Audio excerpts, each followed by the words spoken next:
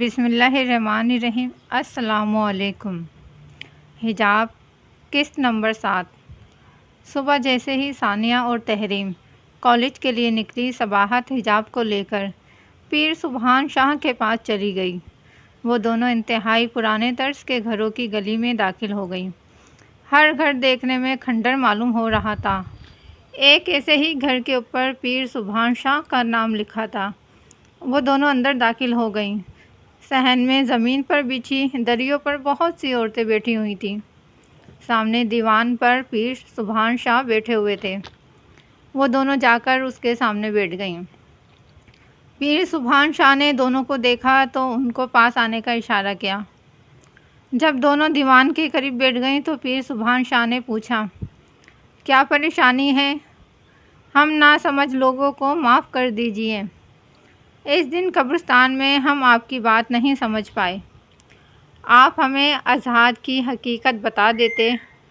پیر سبحان شاہ نے تسبیح گھماتے ہوئے تحمل سے جواب دیا، جب آپ لوگوں کو اس کی طرف سے کوئی پریشانی نہیں تھی تو ہم نے بھی کچھ بتانا مناسب نہیں سمجھا۔ یہ مخلوق بھی ہماری طرح اپنے اپنے کاموں میں مصروف رہتی ہے۔ میں ازحاد کو بلا وجہ کیوں تنگ کرتا؟ جب تک ہمیں ان کی طرف سے کوئی خطرہ نہ ہو ہم ان کو نہیں چھیڑتے۔ اب بتاؤ کیا مسئلہ ہے؟ صباحت نے پیر صاحب کو شروع سے لے کر آخر تک سب بتا دیا۔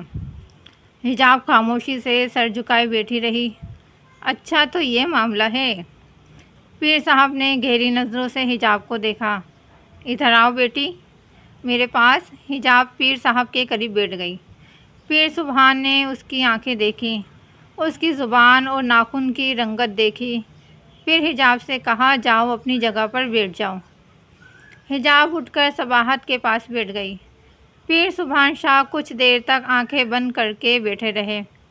پھر صباحت سے کہا، تمہاری بیٹی بالکل تندرست ہے، یہ آسیب زدہ نہیں ہے، بلکہ وہ اس کے حسن کی قید میں تڑپ رہا ہے۔ تکلیف میں یہ نہیں وہ ہے، وہ تکلیفیں برداشت کر رہا ہے، تو اس سے اس کی سچی لگن اور محبت ثابت ہوتی ہے۔ اس نے تمہاری بیٹی کو ذرا سی بھی تکلیف نہیں دی ہے اور خود اس کے لیے تکلیفیں سہ رہا ہے۔ اس کی مرضی کے بغیر تو اس نے اس کو چھوا بھی نہیں ہے۔ وہ اس کی خوشی چاہتا ہے۔ پیر کی بات سن کر حجاب نے سر اٹھایا اور پوچھا، وہ کیسی تکلیفیں سہ رہا ہے؟ اگر کوئی جن کسی انسان سے محبت کرنے لگے تو وہ اکثر اس کے جسم پر قابض ہو جاتا ہے۔ اس سے جن کو تو کوئی مسئلہ نہیں ہوتا، لیکن لڑکی دن بدن کمزور ہوتی جاتی ہے، جبکہ ازحاد نے ایسا کچھ نہیں کیا ہے حجاب کے ساتھ۔ اس نے حجاب کو حاصل نہیں کیا ہے، حالانکہ وہ آسانی سے ایسا کر سکتا تھا۔ وہ حجاب کے صرف آس پاس رہنے کے لیے، آپ لوگوں کو اپنے ساتھ مانوس کرنے کے لیے انسان کے روپ میں سامنے آ گیا، حالانکہ جانتا تھا کہ اس کا وجود ہمارے ماحول میں کسی بھی قسم کی تبدیلی سے زخمی ہو سکتا ہے۔ جیسے اس روز وہ آپ لوگوں کے ساتھ قبرستان آ گیا اور میرے چلے کی وجہ سے جھلس گیا، وہ زخمی ہو گیا تھا۔ حجاب کی آنکھیں آنسوؤں سے بھر گئیں۔ اس نے پیر سبحان سے پوچھا، وہ یہ سب کیوں کر رہا ہے؟ پیر صاحب تھوڑی دیر خاموش رہے، پھر بولے، میرے خیال میں وہ آپ کی اور آپ کے خاندان کی حفاظت کر رہا ہے۔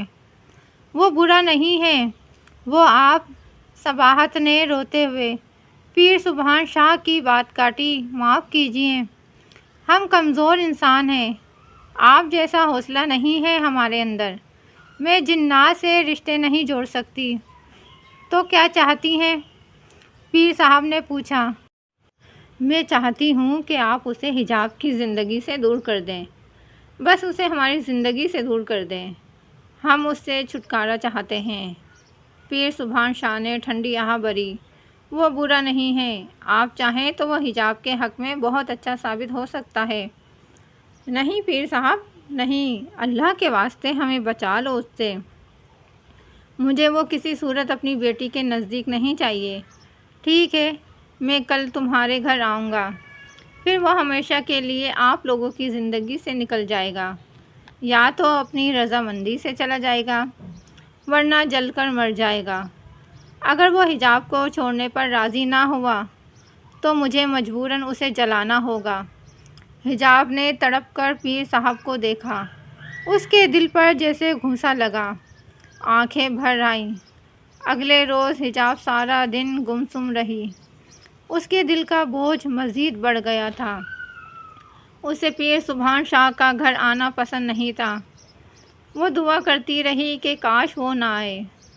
دوسرے دن بھی دھڑکا لگا رہا کہ جانے کیا ہو جائے۔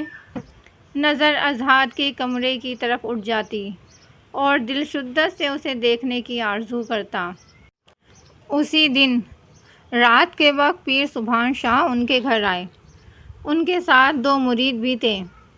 ماں نے انہیں مہمان خانے میں بٹھایا اور تینوں بیٹیوں کو ان کے کمرے میں رہنے کی ہدایت کی۔ چائے پینے کے بعد پیر صاحب نے پورے گھر کا جائزہ لیا۔ آخر میں اضحاد کے کمرے کے سامنے کھڑے ہو کر صباحت سے کہا، اس کمرے کا تالا کھلواؤ، ہم آج رات اس کمرے میں گزاریں گے۔ صباحت نے کمرہ کھول دیا۔ ایک بات اور، رات کے کسی بھی وقت ہمیں اضحاد کے آنے کی خبر ہوئی تو ہمارا علم ہمیں جس کمرے کی طرف اشارہ کرے گا ہمیں وہیں جانا ہوگا۔ پیر صاحب نے کہا، جی ٹھیک ہے، میں بھی رات بھر جاگوں گی، آپ بس سامنے والے دروازے پر دستک دے دینا۔ صباحت نے جواب دیا۔ تینوں بہنیں ایک ہی کمرے میں سو گئیں اور صباحت بھی اسی کمرے میں عبادت میں مشغول ہو گئی۔ پیر صاحب کسی خاص عمل میں مصروف ہو گئے تھے۔ رات کے 2 بجے دروازے پر دستک ہوئی۔ صباحت نے جلدی سے دروازہ کھول دیا۔ پیر صاحب کے مرید نے اسے اپنے ساتھ آنے کا اشارہ کیا۔ وہ باہر نکلی تو دیکھا پیر صاحب صحن میں کھڑے، آنکھیں بند کیے کچھ پڑھ رہے ہیں۔ ان کے ہاتھ میں لوہے کا چمٹا سا تھا۔ اس نے صباحت سے کہا، اضحاد آ گیا ہے، یہ چمٹا جس طرف اشارہ کرے ہمیں وہاں جانا ہوگا۔ وہ کچھ پڑھ بھی رہے تھے۔ کچھ دیر بعد چمٹے کا رخ دائیں طرف ہو گیا۔ وہ سب اس طرف چلنے لگے۔ صباحت کا دل خوف سے کانپ رہا تھا۔ مریدوں کے رنگ اڑے ہوئے تھے۔ پیر صاحب کے علاوہ سب خوفزدہ تھے۔ چلتے چلتے وہ سب اس کمرے میں آئے جس میں تینوں لڑکیاں سو رہی تھیں۔ حجاب کی آنکھیں بند تھیں مگر وہ بے چینی سے سر کو ادھر ادھر پٹک رہی تھی۔ چہرہ پسینے سے تر تھا۔ وہ گہری نیند میں تھی۔ پیر صاحب نے لوہے کی چمٹی حجاب کی پیشانی پر رکھ دی۔ حجاب ایسے چیخی جیسے کسی نے کھولتا ہوا تیل ڈال دیا ہو۔ وہ تڑپ کر پلنگ سے نیچے گر گئی۔ صباحت نے جلدی سے کہا، حجاب کو کیا ہو گیا ہے؟ پیر صاحب نے اسے چپ رہنے کا اشارہ کیا اور حجاب کی طرف بڑھے۔ حجاب پلنگ کے پاس بیٹھ کر کھا جانے والی نظروں سے سب کو دیکھ رہی تھی۔ پیر صاحب بھی زمین پر اس کے قریب بیٹھ گئے۔ حجاب کا چہرہ شعلوں کی طرح دہک رہا تھا۔ اس کی سانس کی آواز کافی بلند تھی۔ یہ 2 طرح کی مختلف سانسوں کی آوازیں تھیں۔ تحریم اور ثانیہ کمرے کے کونے میں خوفزدہ بیٹھی اپنی بہن کو دیکھ رہی تھیں۔ پیر صاحب نے حجاب سے کہا، کون ہو تم؟ وہ پیر صاحب کو گھورے جا رہی تھی اور کوئی جواب نہ دیا۔ پیر صاحب نے گرجدار آواز میں پھر کہا، نرمی کی بات سمجھ میں نہیں آتی؟ میں نے پوچھا، کون ہو تم؟ اضحاد۔ حجاب کے منہ سے اضحاد کی آواز نکلی۔ اضحاد، میں تمہیں کوئی تکلیف دینا نہیں چاہتا۔ ابھی بات پیر صاحب کے منہ میں ہی تھی کہ حجاب چلائی، مجھے میرے تکلیف کی کوئی پرواہ نہیں ہے، لیکن تم حجاب کو تکلیف دے رہے ہو۔ تم مجھے حجاب کے جسم میں کیوں لائے؟ کیسے عامل ہو تم؟ کیا تم نہیں جانتے کہ تم نے غلط کیا؟ میں حجاب کے جسم پر قابض ہوں۔ ابھی اس میں نہ میری مرضی شامل ہے نہ حجاب کی۔ کیا تم نہیں جانتے کہ تمہارے اس عمل سے حجاب زخمی بھی ہو سکتی ہے؟ زخمی ہوتی ہے تو ہو جائے، لیکن اس وقت تم میری گرفت میں ہو۔ پیر سبحان شاہ نے یہ کہہ کر اپنی پوٹلی سے تھوڑی سی راکھ حجاب پر چھڑک دی۔ حجاب کے منہ سے خوفناک چیخیں نکلی اور کمرے کی ساری چیزیں ایسے ہلنے لگیں جیسے زلزلہ آ گیا ہو۔ حجاب لکڑی کے تختے کی طرح اکڑ کر بیٹھ گئی اور پیر صاحب کی طرف دیکھ کر کہا، اب ایسا ہے تو ایسا صحیح، تم جانتے نہیں ہو میں کون ہوں، کس کا بیٹا ہوں۔ تم نادان، جانتے نہیں تھے شاید، اس لیے تو مجھے ایسے بلایا تم نے۔ میرے اور حجاب کے بیچ میں مت آؤ ورنہ نسل ختم کر دوں گا تمہاری۔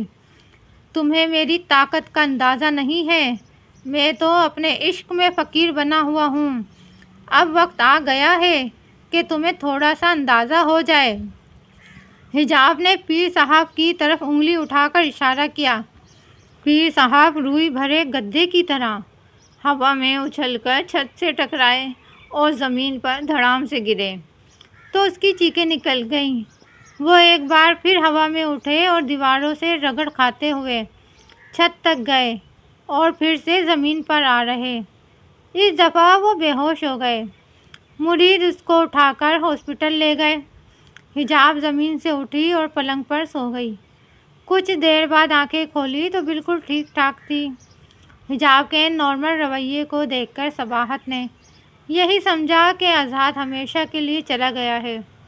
پیر صاحب زخمی ہو گئے تھے اور صباحت نے اندازہ لگایا کہ آزاد نے جاتے جاتے اپنے غصے کا اظہار کر کے پیر صاحب کو زخمی کیا ہے۔ پیر صاحب کی ٹانگ اور بازو میں فریکچر ہوا تھا۔ صباحت کئی دفعہ ان کی عیادت کے لیے گئی، لیکن پیر صاحب نے پھر آزاد کے بارے میں زیادہ بات نہیں کی۔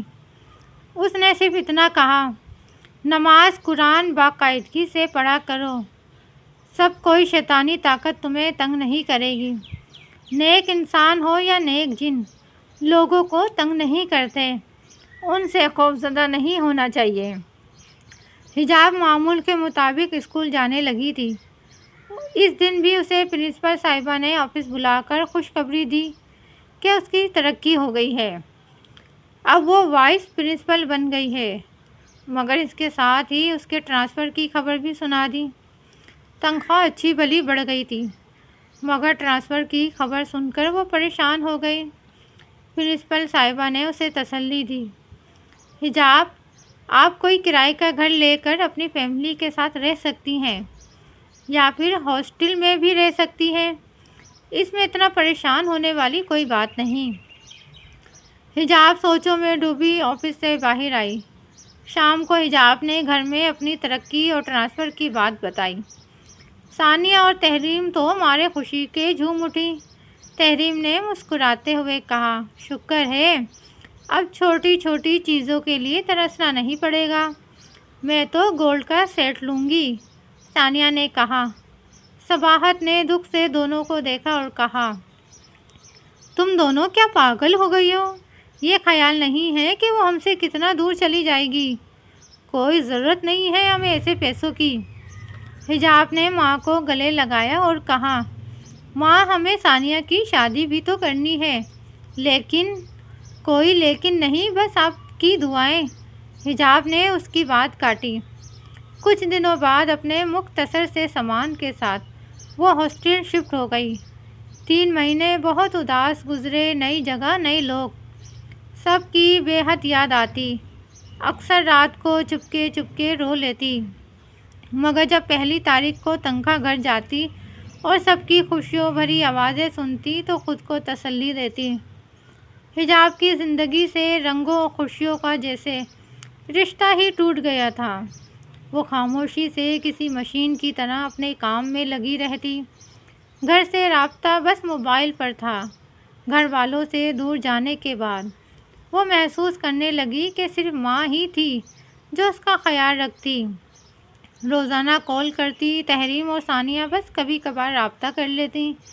حجاب اپنی بے رونق اور مصروف زندگی سے کچھ دن کی چھٹی لے کر جب بھی گھر گئی تو ثانیہ اور تحریم کو کسی نہ کسی بات پر ناراض ہی دیکھا۔ یہ سوچ اسے اندر ہی اندر کھائے جا رہی تھی کہ دکان کی آمدن اور اس کی تنخواہ سے سب کچھ پورا نہیں ہو پا رہا تھا۔ گھر والے مطمئن نہیں اور انہیں خوش کرنے کے لیے کیا کرے۔ صباحت نے ثانیہ کی شادی کی تیاری شروع کر دی تھی۔ وہ چھٹیوں میں اپنے گھر سے غموں کا ڈھیر سارا بوجھ لے کر واپس ہاسٹل آ گئی۔ آج بھی وہ حسب معمول تنہا سوچوں میں گم بیٹھی تھی۔ رات کے 10 بج رہے تھے، پورے ہاسٹل میں سناٹا چھایا تھا۔ حجاب نے باہر کی کھڑکی کھول کر کچھ دیر لون کا نظارہ کیا۔ موسم بہار کی دل فریب ہوا کافی دیر اس کے فکرمند چہرے سے ٹکراتی رہی۔ آخر اس سے رہا نہ گیا اور اس نے ساتھ والے کمرے میں رہنے والی ٹیچر کو میسج کیا کہ باہر واک کرتے ہیں۔ میں ابھی واک کا ہی سوچ رہی تھی جب تمہارا میسج آیا۔ روبی کا جواب فوراً ہی آیا۔ دونوں سہیلیاں باہر واک کرنے نکلیں۔ تھوڑی دیر ہی ساتھ چل پائی تھی کہ روبی کا فون بجا۔ وہ فون سننے کے لیے رکی۔ حجاب کچھ دور جا کر روبی کا انتظار کرنے لگی۔ تھوڑی دیر کے بعد روبی پہنچ گئی۔ دور دور تک ان دونوں کے علاوہ کوئی نہیں تھا۔ چنبیلی کے پھولوں کے پاس پہنچ کر حجاب رک گئی۔ روبی نے پھولوں کو چھو کر کہا، تمہیں چنبیلی کے پھول بہت پسند ہیں؟ اچانک حجاب کو پرانا گھر یاد آیا۔ وہاں بہت سے چنبیلی کے پودے تھے۔ ہمارے پرانے گھر میں چنبیلی کے پھولوں کے بہت سے پودے تھے، حجاب نے بتایا۔ اوہ، پرانی یادیں! اور ایسا کیا تھا پرانے گھر میں جسے تم اب تک بھول نہ سکی؟ روبی نے شرارت سے پوچھا۔ اس گھر میں سکون اور خوشیاں تھیں۔ حجاب کہیں کھو سی گئی۔ حجاب، آؤ وہاں چلتے ہیں۔ روبی نے وسیع و عریض میدان کی دوسری طرف اشارہ کر کے کہا۔ وہاں تو صرف جھاڑیاں اور ویرانی ہے نا بابا، مجھے ادھر ڈر لگتا ہے۔ حجاب نے صاف انکار کر دیا۔ جن کے اندر ویرانی ہو انہیں باہر کی ویرانی سے کیا ڈرنا؟ حجاب نے حیرت سے روبی کو دیکھا۔ کیا مطلب؟ آؤ چلتے ہیں۔ روبی نے حجاب کا ہاتھ پکڑا۔ اس لمحے حجاب کو اس کا ہاتھ کسی مرد کا ہاتھ محسوس ہوا۔ وہ دھیرے دھیرے چلتی ہوئی روبی کے ساتھ میدان کے اس پار چلی گئی۔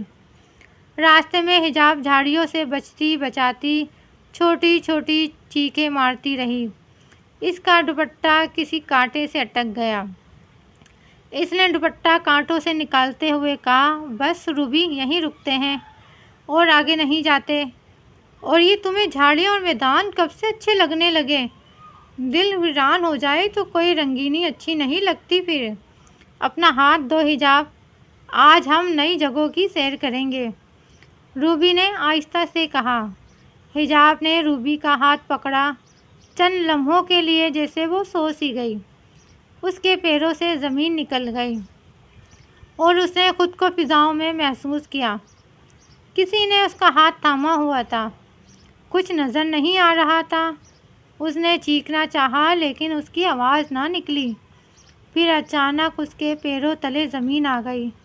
وہ ایک بے حد خوبصورت جگہ کھڑی تھی۔ ہر طرف پھول تھے، فضاؤں میں خوشبو تھی۔ کسی نے اس کا دوسرا ہاتھ بھی اپنے ہاتھ میں لے لیا۔ وہ خوف سے چلائی، کون ہو تم؟ اذہان۔ حجاب نے سر اٹھا کر غور سے دیکھا اور کھل اٹھی جیسے کوئی اپنا سالوں بعد ملا ہو۔ وہ اس کے سینے سے لگ گئی۔ اذہان حیرت زدہ کھڑا رہ گیا، پھر آہستہ سے اس کا چہرہ اوپر اٹھایا۔ حجاب، تمہیں مجھ سے ڈر نہیں لگتا؟ تم مجھ سے نفرت نہیں کرتی؟ حجاب کی آنکھوں میں نمی تیر گئی، آنکھیں بھر آئیں۔ شکایت بھری نظروں سے اذہان کی طرف دیکھا اور اس کے سینے پر ہاتھ مار کر خفگی سے پوچھا، مجھے چھوڑ کر کیوں چلے گئے تھے؟ دوست بھی تو کہتے تھے خود کو۔ یہ کون سا رشتہ تھا کہ بھول ہی گئے؟ وہ رو دی۔ اذہان نے اس کے آنسو صاف کیے۔ میں نے تمہیں کب چھوڑا؟ تم نے مجھے محسوس کرنا چھوڑ دیا ہے۔ میں تو ہمیشہ تمہارے آس پاس ہی تھا۔ اذہان نے اس کا چہرہ انگلی سے اوپر کیا، تھوڑا سا جھک کر اس کی آنکھوں میں جھانکا اور شرارت سے بولا، تم تو مجھ سے ڈرنے لگی تھی، پھر یہ اتنی تڑپ اور اپنائیت کیسی؟ حجاب نے اس کے دونوں ہاتھ پکڑ کر سر جھکایا اور بولی، پتہ نہیں اذہان، بس تمہارے جانے کے بعد ایسا محسوس ہوا کہ کچھ بھی نہیں ہے میرے پاس، جیسے کوئی بہت عزیز غمگسار دوست بچھڑ گیا ہو۔ تم یقین کرو آزاد، میں پیر سبحان کو بلانا نہیں چاہتی تھی، اس میں میری مرضی شامل نہیں تھی۔ شش، آزاد نے حجاب کے لبوں پر ہاتھ رکھا۔ میں سب جانتا ہوں، خود کو ہلکان مت کرو۔ میری اصلیت ظاہر ہونے پر تمہیں تکلیف سے گزرنا پڑا۔ ایسا ہو سکتا ہے حجاب کہ کوئی مجھے ختم کرنے کے لیے تمہیں تکلیف دے، صرف تمہارے لیے میں محتاط ہو گیا۔ آزاد نے اس کے ہاتھ اپنے ہاتھوں میں لیے۔ حجاب میں ہر وقت تمہارے پاس ہوتا ہوں، تم پریشان مت ہونا۔ مجھے ایسا لگا تم بھی اچانک سے بابا کی طرح چلے گئے ہو۔ حجاب نے آنسوؤں کو مشکل سے روکا۔ آزاد نے اس کے سر پر ہاتھ رکھ کر اسے اپنے قریب کیا۔ حجاب، تمہیں جب بھی میری ضرورت ہو بس دل میں یاد کر لینا، میرا نام لے لینا، میں آ جاؤں گا۔ اور دیکھو، تم نے آج پرانے گھر کو یاد کیا، مجھے یاد کیا نا، میں آ گیا۔ حجاب، مجھے تمہاری آنکھوں میں آنسو بالکل اچھے نہیں لگتے، اور تمہیں پتہ ہے روتے ہوئے تم کتنی بری لگتی ہو۔ حجاب نے آخری جملے پر جھٹکے سے سر اٹھا کر آزاد کو غصے سے گھورا تو وہ ہنس پڑا۔ حجاب بھی مسکرا دی۔ آزاد نے کچھ دیر کے لیے آنکھیں بند کی اور پھر کھولی۔ حجاب، تمہیں اب جانا چاہیے، وہ تمہاری سہیلی تمہیں ڈھونڈ رہی ہے۔ چلو آؤ تمہیں چھوڑ آؤں۔ نہیں ابھی نہیں، مجھے نہیں جانا۔ حجاب نے بچوں کی طرح منہ بسورا اور وہیں گھاس پر بیٹھ گئی۔ آزاد مسکرایا اور ہاتھ بڑھا کر کہا، اٹھو حجاب، چلو۔ نہیں، حجاب نے اس کا ہاتھ یکسر نظر انداز کر دیا اور منہ پھیر کر دوسری طرف دیکھنے لگی۔ اچھا بس کچھ دیر، اس کے بعد ضد نہیں۔ آزاد بھی اس کے ساتھ ہی گھاس پر بیٹھ گیا۔ حجاب، ترقی مبارک ہو تمہاری ترقی کی خوشی میں تمہارے لیے تحفہ بھی لایا ہوں، اپنا ہاتھ آگے کرو۔ حجاب، آزاد نے اپنی جیب سے ایک خوبصورت کنگن نکالا اور حجاب کے ہاتھ میں پہنا دیا۔ میری بہن نے کہا تھا کہ میں تمہیں یہ کنگن پہناؤں، یہ کنگن اب خوبصورت لگ رہا ہے مجھے۔ آزاد نے مسکراتے ہوئے کہا، چلو بس اٹھو، اب تمہیں تمہارے کمرے میں چھوڑ دوں۔ حجاب نے نفی میں سر ہلایا۔ آزاد ابھی نہیں پلیز۔ مگر کچھ ہی دیر بعد اس پر مدہوشی سی طاری ہوئی اور پھر وہ سو گئی۔ کہانی کا اگلا حصہ نیکسٹ ویڈیو میں ملاحظہ کیجیے۔ ویڈیو کو لائک اور شیئر کیجیے۔ مزید اس طرح کی اچھی سٹوری سننے کے لیے ہمارے چینل کو سبسکرائب کیجیے۔ اپنا بہت سارا خیال رکھیے۔